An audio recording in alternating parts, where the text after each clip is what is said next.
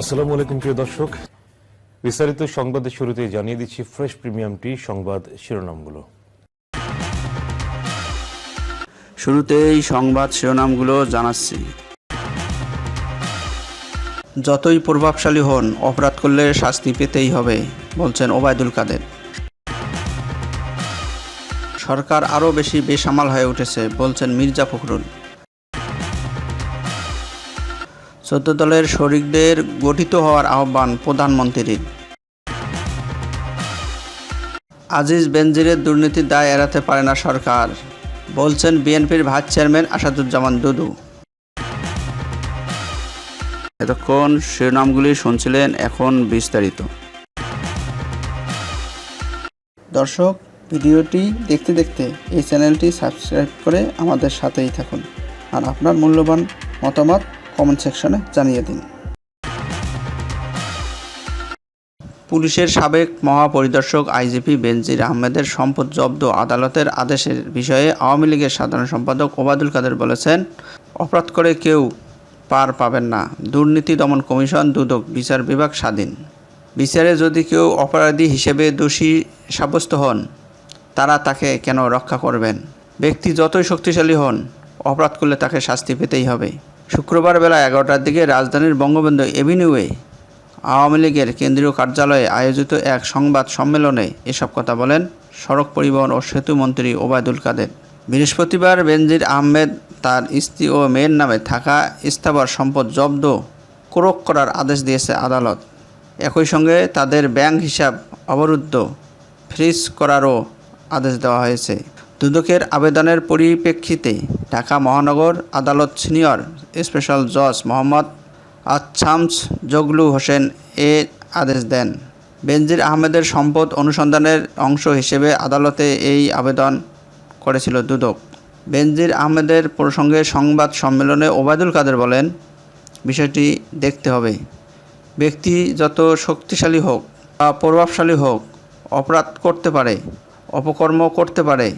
কথা আছে এ ব্যাপারে, তাদের অপকর্ম অপরাধের শাস্তির ব্যাপারে সরকার সৎসাহস দেখিয়েছে কিনা।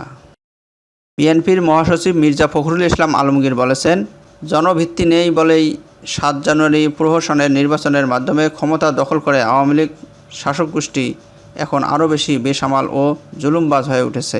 কর্তৃত্ববাদী শাসনের দ্বারা রাষ্ট্র ক্ষমতা আঁকড়ে রাখতে বিএনপি এবং অঙ্গ সহযোগী সংগঠনসহ বিরোধী দলের নেতাকর্মীর উপর তীব্রমাত্রা দমনপীড়ন শুরু হয়েছে। বৃহস্পতিবার এক বিবৃতিতে এসব কথা বলেন তিনি। সারা দেশে প্রতিনিয়ত আদালতের মাধ্যমে বিএনপিসহ বিরোধী দল ও মতের মানুষের জামিন নামঞ্জুরের মাধ্যমে কারান্তরীণের ঘটনায় উদ্বেগ প্রকাশ করেন মির্জা ফখরুল।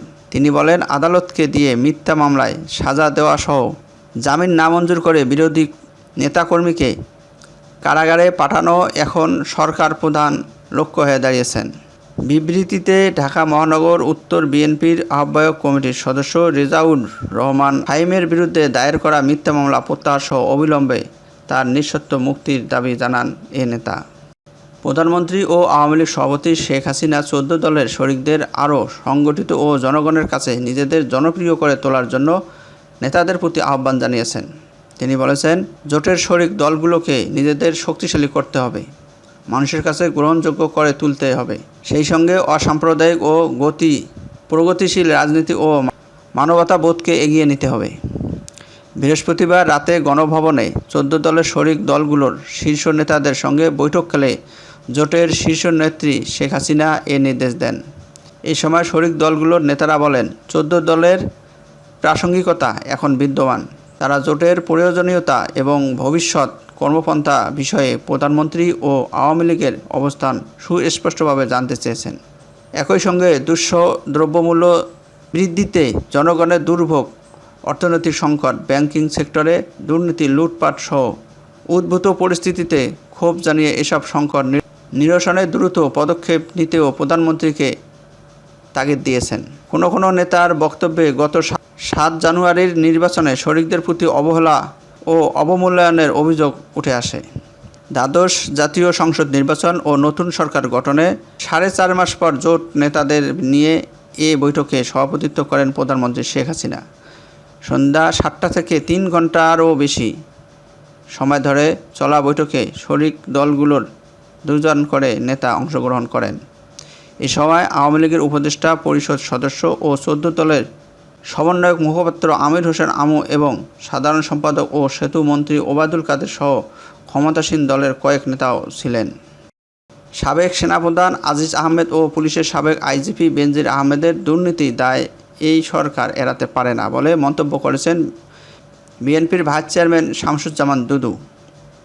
শুক্রবার জাতীয় প্রেস ক্লাবের সামনে এক প্রতিবাদ কর্মসূচিতে তিনি এ মন্তব্য করেন। বিএনপি চেয়ারপারসন খালেদা জিয়া, ভারপ্রাপ্ত চেয়ারম্যান তারেক রহমানের বিরুদ্ধে সব মিথ্যা মামলা প্রত্যাহার এবং সুলতান সালাউদ্দিন টুকু ও ইঞ্জিনিয়ার ইশরাক হোসেন সহ সব রাজবন্দীর মুক্তির দাবিতে এই কর্মসূচির আয়োজন করেন গণতন্ত্র ফোরাম। এ সময় প্রধানমন্ত্রী শেখ হাসিনার উদ্দেশ্যে বিএনপির এই নেতা বলেন, আমি জানি আপনি অস্থিরতার মধ্যে আছেন। এক সময়ে আপনার সেনাপ্রধান আজিজ আহমেদ বর্তমানে সপরিবারে নিষেধাজ্ঞার মুখোমুখি হয়েছেন। ডাইরেক্টলি না হলেও ইনডাইরেক্টলি আপনার সরকার এটির অংশীদার। তার মাধ্যমে 2018 সালে আপনার সরকার নদী পার হয়েছিলেন। আপনার এক সময়ের পুলিশ প্রধান বেনজির আহমেদের সম্পদ এবং ব্যাংক হিসাব জব্দ করার জন্য বলেছে। সে শুধু আপনার সমর্থকই ছিলেন না, আপনি তার ঘাড়ে চেপে পুলিশের সমর্থনে সরকার গঠন করেছেন। তিনি আরও বলেন, আজকে আপনি বাংলাদেশের রাস্তাঘাট, বন্দর পার্শ্ববর্তী দেশকে দিয়েছেন। আপনি নিজেও স্বীকার করেছেন ভারতকে আপনি এমন কিছু দিয়েছেন যেটি ভারত কখনোই ভুলতে পারবে না। সাদা চামড়া বলতে আপনি কাদেরকে বুঝিয়েছেন? কে আপনার কাছে দাবি করেছে যে সাদা চামড়ার নতুন রাষ্ট্র বানাতে চাচ্ছে? এই কথাটি আপনাকে পরিষ্কার করতে হবে, কারণ এই কথার মধ্যে আমাদের জাতীয় স্বাধীনতা সার্বভৌমত্ব নিয়ে প্রশ্ন দেখা দিয়েছে। পরবর্তী সংবাদ দেখার আমন্ত্রণ জানিয়ে শেষ করছি। আল্লাহ হাফেজ।